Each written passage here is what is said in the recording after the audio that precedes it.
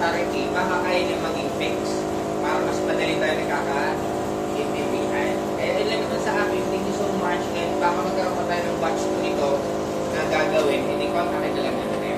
Okay? Di ba magkakaroon tayo ng kanya-kanyang charity every hub? Ang dadalhinan natin ng pangalan is Technocrat Cares.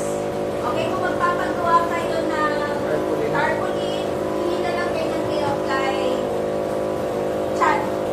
Okay, so with that, see you ulit sa next one. Thank you! Kasi hindi, kasi di ba actually napag-usapan ko na dapat bibigyan yung mga app. Kung ako sa natatanungin nyo, honestly, parang hindi ko masyadong gusto. Kasi mas gusto ko, mas ano sa inyo yung mindset na tayo yung tumutulong. Hindi tayo yung tinutulungan. Kasi sabi ko nga kay friend, sabi ko, baka maging mindset ko yung mga couple, yung mga sakuna, ang isipin sana may tumulong, sana may tumulong. Kasi end of the day, tayo naman ang nagmamanifest ng klaseng buhay natin. Kasi ako ever since, hindi talaga ako sanay na umaasa or humingi ng tulong sa ibang tao. Kasi nga, parang ayaw ko nang nakikiusap.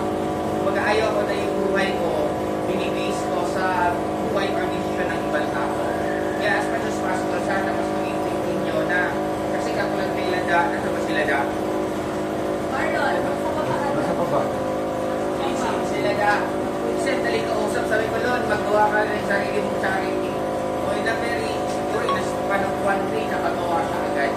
Kasi guys, tandaan nyo, ibibigay lagi ng mundo, sabi nga nila, ibibigay ng mundo kung ano yung deserve natin.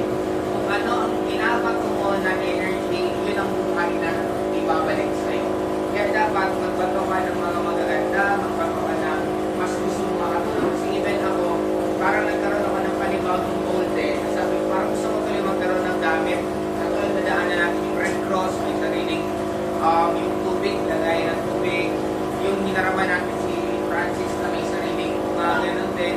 Sabi ko, parang sa we also have our own.